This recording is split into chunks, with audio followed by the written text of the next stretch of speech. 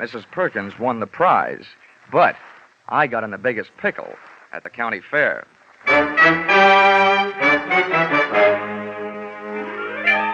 This is another in the adventures of America's fabulous freelance insurance investigator, Johnny Dollar. At insurance investigation, Johnny Dollar is only an expert. At making out his expense account, he is an absolute genius.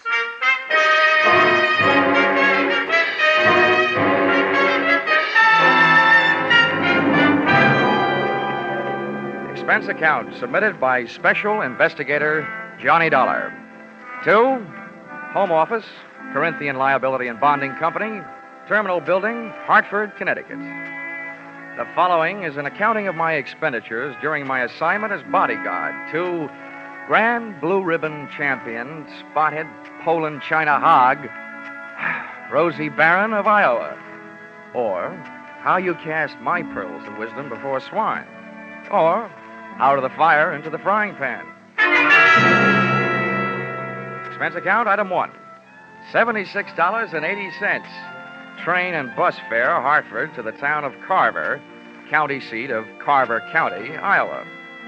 Expense account, item 2. $2.50. 1 Coke, 3 handkerchiefs, a bottle of salt tablets, and sunglasses, with which to combat the Corn Belt heat. Item 3, 6 bits, jitney ride to the Carver County Fairgrounds. Undoubtedly named that because the band I found in the midst of playing its afternoon concert was only fair. Hey, friend. How's that? I'm looking for a pig named Rosie Barron of Iowa. Tell me where I'll find his cage. Cage? They don't keep Rollo in no cage. Rollo? Who's he? Well, that's short for Rosie Barron of Iowa. Oh, yeah. Any fool would know that. Uh-huh. Can you tell me where he is?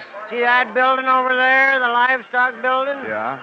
You'll find Rollo in the swine wing. Swine wing? Well, that conjures up a dainty picture. A flying pig.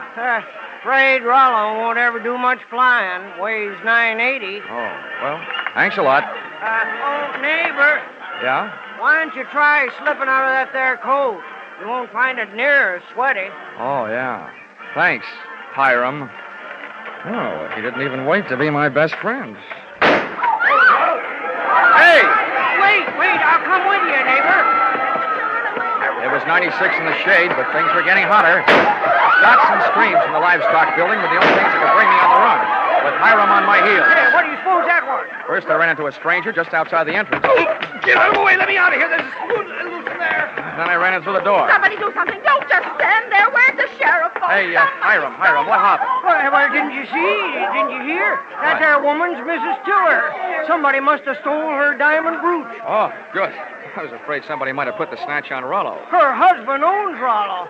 They must have been taking her pictures of Mrs. Tiller in the middle of a crowd. And when they had her smiling real pretty, them flash bulbs went off, and then somebody must have reached around from behind her, yanked the brooch, and started shooting a gun in there. That's a tried and true method of busting up a crowd to help make a getaway. You think anybody saw who did it? Couldn't. Those flashes would have had them blind as bats for a minute. There's the sheriff. What's his name? That's Harry Blewett.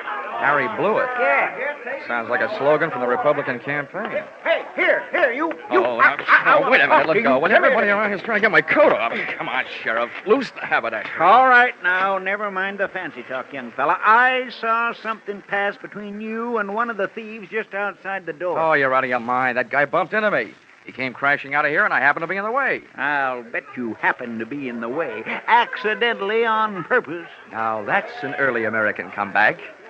But that's the way it was. Now, look, I won't ask you for a search warrant, Sheriff. You think I got the brooch on me? Start looking. All right, I will. All right. Yeah, now, in that pocket, cigarettes and a lighter. I see 'em. You see? Yeah. And in that pocket, handkerchiefs and salt tablets. Salt tablets? Mm-hmm. Now, why don't you look in my inside coat pocket? And there you'll find my wallet and identification. I was coming to that. Well, Yeah. Dollar, insurance investigator, Hartford, Connecticut. Well, what brought you out here? I'm a piggy sitter for the Corinthian Liability and Bonding Company. They wrote a policy for $25,000 on your friend Rollo, Rosie Barron of Iowa. Who ever heard of taking out a $25,000 insurance policy on a hog? I did. And right now I wish I hadn't. Some people pay high premiums for publicity, Sheriff. And that's what the Blue Ribbon Prime Packing Company is doing in this case. Now, may I have my wallet back? I want to count my money. Yeah, now, here. All right. Here's your wallet. You may think you're quite the joker, young fella, but I'm telling you right now, I'm going to keep an eye on you. I got a better idea than that, Harry. If I were you, I'd go looking for that photographer. Why? What'd he do? He took the picture. And there's just a chance the thief may be in it. Say, that gives me an idea. Sheriff, whoever says you aren't smart makes no mistake.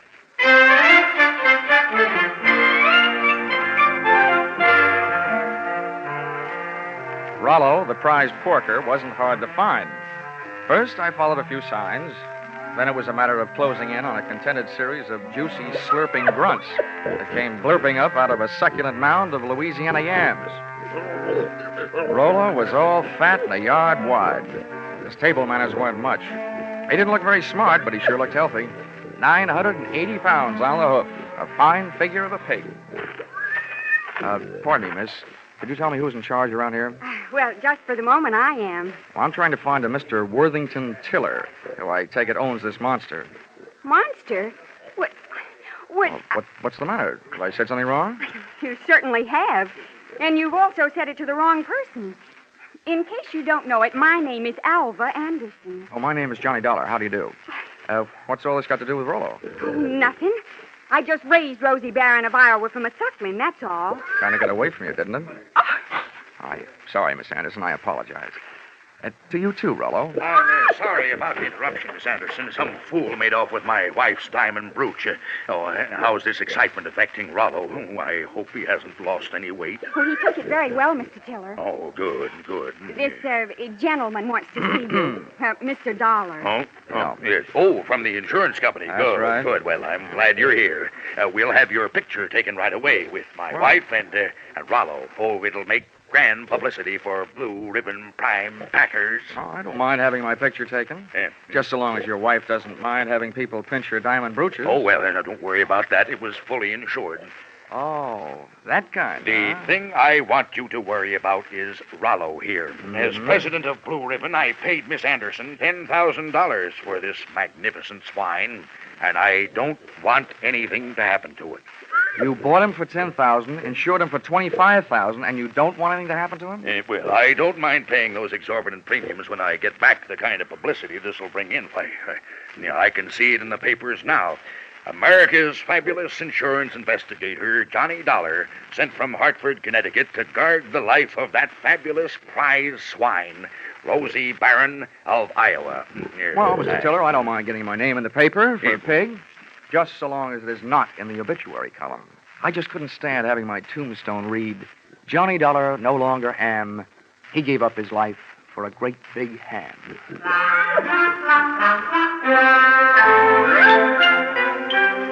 My tombstone tagline was over the head of Mr. Tiller, but it went over right nicely with Alva Anderson, who paid off with a smile. I parlayed that into a conversation to help me pass the time while guarding Rollo, the poor man's blue boy. By the time it was over, Alva knew a lot about me, and I knew a lot about pigs.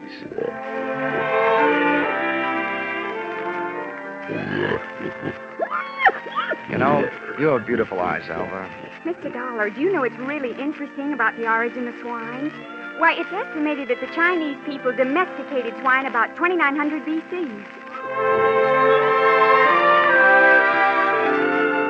And not only that, but I'm sure you'd like Hartford. And Mr. Dollar, you probably don't know this, but a pig is one of the most important food animals. It's an economical converter of grain and other feeds into body tissue, as the products of which furnish meat and fat for human consumption. Alva, darling, I'll only be in town for a little while. And not only that, but people who say that pigs are dirty don't know what they're talking about. Why, sanitation is essential to good health, rapid growth and development, and profitable production. Oh, Rollo, what have you got that I haven't got?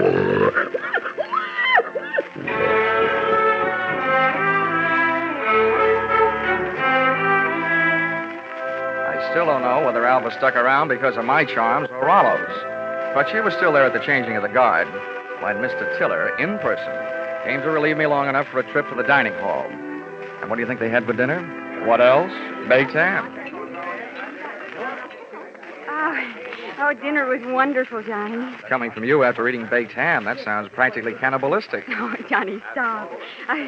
More coffee? Nah, I've had it. Alva, you know, there's something I've been trying to say to you for the past 5 hours. Yes, Johnny? Well, it's just that, well, I want... What? Oh, he's the sheriff. Oh, why doesn't he blow his siren? Well, I have to be going. It's time to get Rollo ready for the winner's parade past the grandstand. I'll just run along. I'll just go with you. Hey, Dollar, I want to talk to you. Well, I'll see you later, Johnny. Yeah. Well, Sheriff, Hey, you being a sort of investigator, Dollar, I knew you'd be interested in my methods. well, you're sure interfering with mine. Huh? Yeah. Oh, well, do you know what I did? What? I found that photographer, had that picture developed, and rushed it up to the state capitol. And they just called me. Dollar, there's a known criminal in that photo. He's got that brooch, and he's on the loose. Do you know what that means? Yeah. It means that you shouldn't be sitting here talking to me. Who is this villain? They say he's the... Ooch over here, Little. Yeah. What? They say he's known as Little Rocky.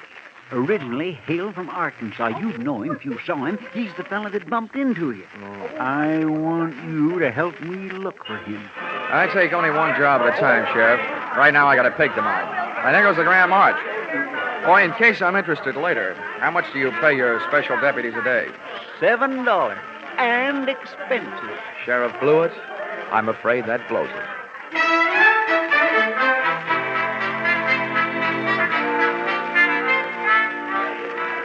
The Carver County Pickle and Pie winners were lining up to lead the Grand March. By the time I got to the grandstand, down at the tag end of the livestock echelon, there was a shiny white cab and trailer, sporting the markings and mottos of the Blue Ribbon Prime Packing Company. And high upon it, perched on a platform and surrounded by a sturdy iron railing, stood that champion, the pride of the pork set, Rollo, Rosie Barron of Iowa. It was lovely. It was divine. I had a feeling that swelled my heart with pride. Here they were, products of the American home and the American soil. A fanfare of foodstuffs flowing from the horn of plenty. Just because of my association with Rollo, I felt that I was playing some small part in this gallant parade as it was started the first leg of its journey. It was inspiring. It was thrilling. It was... Boing! All of a sudden, it was downright frightening. As Rollo's chariot rolled by, I got an eyeful of its driver. It was my comrade in collision, the guy who had put the snatch on Mrs. Tiller's diamonds, Little Rocky from Arkansas. I added to my treasury of thankless tasks by trying to pin a tackle on a 5-ton truck. I got a door handle with one hand, running more with one foot, and a clout in the teeth from an unexpected adversary. Knock him loose, Milo. He's on the running board. Hey, what the... I was flat on my back. Everybody was screaming and hollering. The truck went crashing to the fence. And Rollo, Rosie Barron of Iowa, was one little piggy who wasn't staying at home.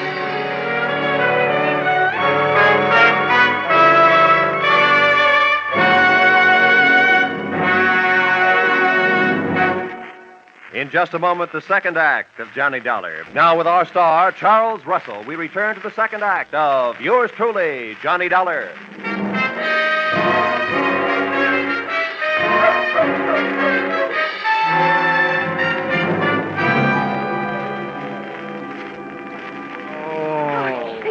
Johnny, are you all right? Can you get up? Oh, the spirit's willing. I'm not sure about my spine. Here, let me help. I'm the guy who goes around telling kiddies never to hitch rides on trucks. Well, nobody can say I didn't make a dent in Iowa. Oh, it was wonderful the way you tried. But what are you going to do now? Right now, I don't know. The only place I can think of at the moment where I might find a hot pig is a barbecue stand. Oh, this is no time to be funny. Well, look, up until now, all the laughs are on me, kid, so let me be the judge, huh? Well, what are you going to do? Well, first I'm going to practice my arithmetic and see what adds up. You can't unload a stolen pig in a pawn shop. So, question number one is, where do you unload it? Where would you go? Well, where would I... Well, I'd never thought of it. Well, here's what I figured. The Rollo on the hoof is too well known to peddle for anything like the dough he's really worth. I mean, he's not like a big diamond that you can cut up in little... Or is he? What is the going price on pork? The market this morning was at $23.50. Well, that kind of money hardly sounds like Little Rocky's kind of project. But maybe things are tough. By the way, Alva, have you ever been in Arkansas by any chance? Why do you ask? Just wondered. Hey, Dollar, just a minute. I want to talk to you. Barnyard bloodhound himself. Yeah, Sheriff? Would you mind, Alvin? I was just leaving. How could she be that cold on such a hot night? Huh? What's bothering you, Sheriff? I saw your little performance, Dollar, when you leapt at that truck. Just how hard was you really trying? How hard was I... I ought to punch you in the nose, badge or no badge. Now, don't you go getting huffy. I just want you to know that I don't fool easy. When I'm on a case, I'm suspicious of everybody. Yeah, that must be rough on your wife. How often do you have her in handcuffs? Huh? Well, Now, look, Sheriff, all I need from you is the use of a car so I can go looking for old Lardhead. No, you don't. There's enough missing around here as it is. Rollo, Miss Tiller's jewelry, and I ain't about to add a county vehicle to the mess. And besides, I want to keep an eye on you. Good. You might learn something. Come on. Here, wait a minute. Where are you going? Over to the Ferris wheel. That truck hasn't been off the fairgrounds more than a couple of minutes. I want to get a look at the countryside. Ferris wheel. Say, that gives me an idea. I hoped it would. Come on. Say, you know, Sheriff, I don't know very much about this farm-side ferreting racket. Well, there's more to it than meets the eyes, I can tell you that. Oh, yeah, I bet there is. Tell me, didn't I see a feed trough on Rollo's truck with a lot of mash in it? Well, now, let's see. If he ate yams this afternoon, he'd eat mash tonight, all right. Does mash kick up any kind of a smell? Oh, sour as swill. But the pig seems to like it. Uh-huh. How does this sound to you, Sheriff? Suppose right after you take your ride to the top of the Ferris wheel to case the countryside, we were to get ourselves a nice hungry pig. Say, that gives me an idea. We could take that pig and he could smell that mash in the air and sniff out the trail of that truck. Sheriff, if you aren't a genius, I wouldn't be surprised. Oh, Shaw. It was planting time in Iowa that night, at least for ideas. Two of which I had planted in the not-too-fertile mind of Sheriff Harry Blewett. And as long as it took us to walk from the trotting track to the Ferris wheel, it came harvest time for notion number one. Right this way for the big ride on the big wheel. Hurry, hurry, hurry. Okay, mister, okay. I'm the sheriff. I want you to run me up to the top of that wheel and hold me there long enough for me to get a look around.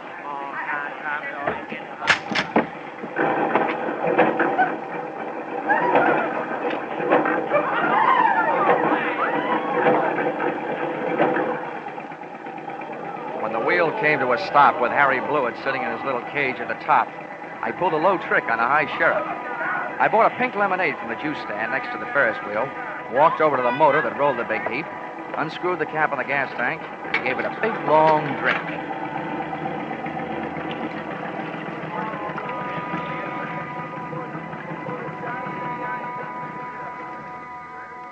I hope it wasn't doing to people's stomachs what it did to that motor. You might well remember this harmless little deceit the next time you have occasion to get rid of a sheriff.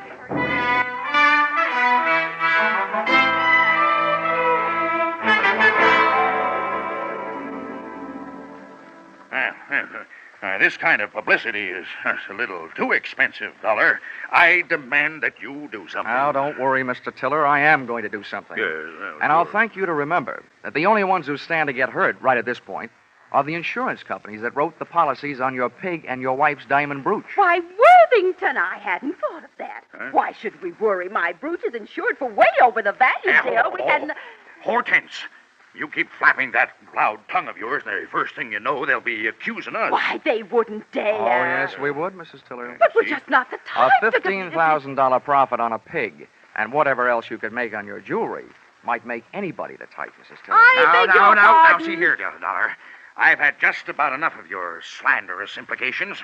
I have a few thoughts you might profit by. Go ahead, Worthington. I'm always interested in profit, Tiller. My father had the same thing happen to him back in 1902. That's right. Remember, dear? Yes. In Nebraska. He bought a prize pig at a fancy price.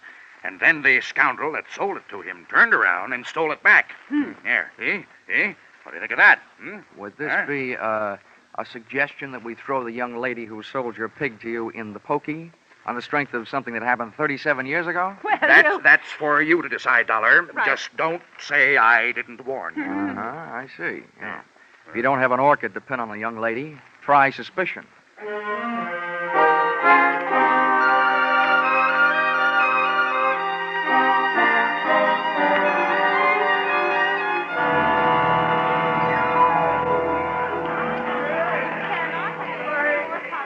With most of the crowd packed in the grandstand watching the free attractions, I had a good chance to scout the fairground for Alva Anderson, from whom I wanted to learn a little bit more about the habits of not only pigs, but their ex-owners. Her trail led me past the home-baked cakes, hybrid corn, the watermelon pickle, tractor and harrow exhibits, and all the way back to where I'd first met her, Rollo's pen in the swine wing of the livestock building. But when I got there, Rollo's cupboard was bare. Alva was leaving for the rear door in the company of a small, tough-looking gent carrying a sack over his shoulder. Name of Little Rocky from Arkansas. I could hardly believe it, but they piled into a car and hauled off up the road. At the risk of adding one last insult to the most recent injury I'd inflicted upon Sheriff Blewett, I stole his car and went dusting up the highway in hot pursuit. There's nothing easier to follow than a red taillight on a clear night. And a bright Mazda Ruby tacked onto the rear of Little Rocky's car led me around the village of Carver and 11 miles out to the pastures, to a shack hidden in a grove of elm trees 100 yards off the road. I parked the car and legged it in. From 25 feet away from the house, I could call the roll through an open window. They were all there. Little Rocky, the strong-arm man who would knock me off the running board, Alva Anderson, and last but not least, there was Rollo, all 980 pounds of him, and most important to me, still alive. Here you are, Milo, you stupid clown. Oh, stop. This is all the sweet potatoes that was left. First we go through them, and then we'll be ready for you, Alva. Oh, but I told you I don't have it. We'll see about that later. Hey, Milo, don't get the porker excited. I didn't do Here, nothing. put the sack on the table. Then when we look at him, we throw him out the window and away from him. Now, hurry up. All right. Well, it ain't in this one. Ain't in this one either. Nope. Ain't in this one. Shut up, just look. Well, I just... And from now on, from you, no thinking. Anybody dumb enough to stash a $30,000 hunk of jewelry and pig food ought to go see a head doctor. Oh. Come on. Through the open window, I was being bombarded by sweet potatoes and facts. While making a getaway after ripping the brooch from Mrs. Tiller's throat, Little Rocky's accomplice had suffered a sudden attack of panic and had hidden the brooch in one of Rollo's lunchtime yams. Whether that yam was inside the piggy or out, they and I were apparently just on the verge of learning. That does it, I guess. Ain't here. Then that means... That means your little friend here had a $30,000 snack today, which right now is giving me a great big bellyache. You know all about pigs. What do we do about it? Well, Rocky was yellow. He wouldn't rub him out. Look who's talking. Here, take my 38 if you're so tough. Yeah, I thought so. Now shut up. Well, I ain't killing no piggy with him just standing there looking at me. If he'd only make a break for it, I'd mow him down. You. Now look, baby, we'll kill him if we got her. We want that chunk of ice and we want it fast. Milo, tease him into the corner with a sweet potato. We're throwing them all out the window. Oh, please, Mr. Rocky, You don't. shut up, too, and sit down. Close your eyes if you want to. Oh, please, Mr. Rocky. In the manner of Sheriff Blewett, I had an idea. Given to me, of course, by Rocky. Here, see. Alva was sitting in the corner, Rollo was scratching his side by rubbing it against the opposite, and Rocky and Milo were standing shoulder to shoulder in the middle of the room, ready to advance on him. I groped around in the dark until I found one of the yams, and taking the sweet potato delicately in my hand, I tossed it through the window so that it would roll to a point just behind Rocky and his pal Milo. Oh, look out! He's shooting balls! Oh, Johnny, help! Rollo took my bait and, getting to it, knocked his two would-be executioners in a heap on the floor. I took over from there, jumping to the window and applying a kitchen chair dutifully to the prescribed areas, reducing enemies to a state of unconscious surrender.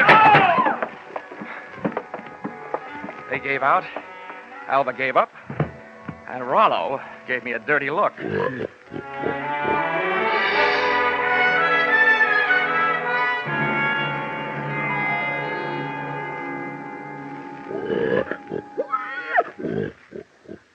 Well, Mr. Tiller, here he is.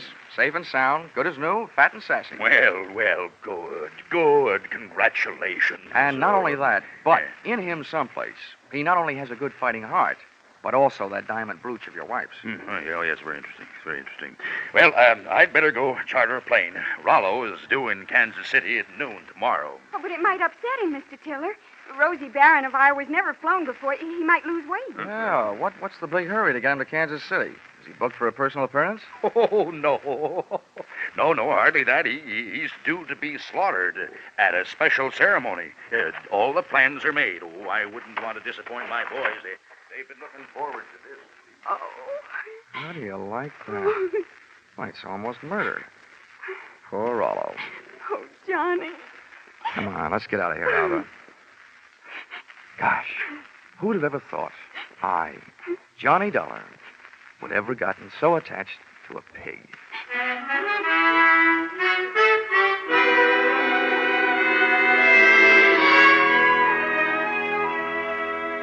Expense account, item 4, $3.50. Dinner for Alva and me. A vegetable dinner, by the way. And speaking of that, reminds me, if you find a $30,000 brooch in a pork chop, it'll only mean that the Blue Ribbon Prime Packing Company didn't have much luck when they went looking for it. Expense account item 5, $20. One new gold-plated badge, which I sent to Sheriff Harry Blewett, appeasement, for having stranded him atop that Ferris wheel, for stealing his car, and for suggesting that he use a hungry pig for a bloodhound. Oh, the porter followed the mash scent, all right. Next morning, they found Sheriff Blewett searching an old mash factory 8 miles the wrong side of town.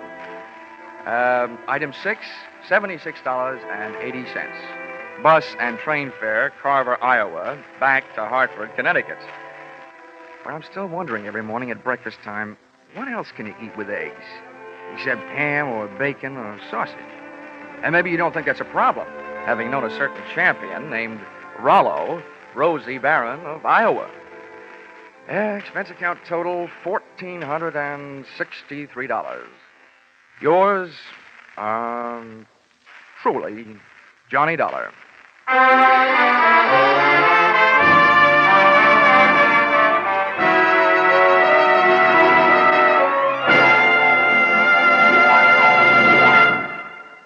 Yours truly, Johnny Dollar, is produced and directed by Norman MacDonald and stars Charles Russell with script by Paul Dudley and Gil Dowd. Featured in the cast were Parley Bear, Sammy Hill, and John Daner, with Junius Matthews, Ann Morrison, Jack Crucian, and Paul Dubov. Pinto Colvig was Rollo. The special music is written and conducted by Leith Stevens.